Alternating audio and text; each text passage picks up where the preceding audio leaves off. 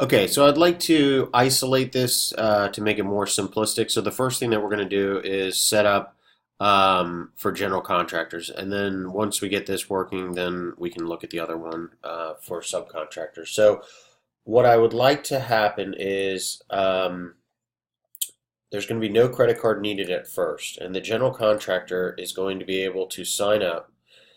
Excuse me, general contractor right here.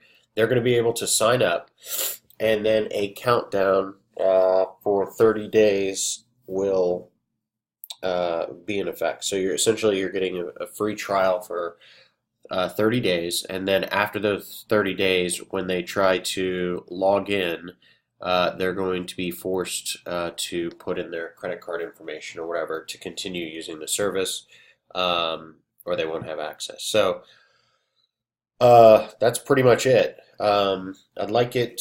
You don't have to make it look good or whatever. I had to get a picture real quick.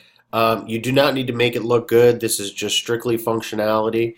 But just throw a box or whatever, emails field. Doesn't matter if it looks like complete garbage. I'm very picky about the UI, so I'm gonna fix all that later.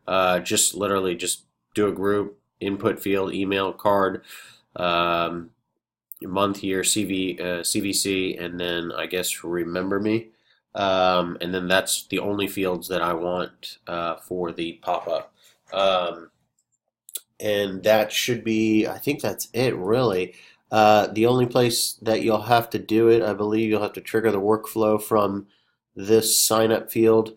I went ahead and set up everything on the Stripe account, so you'll have all your fields back over here.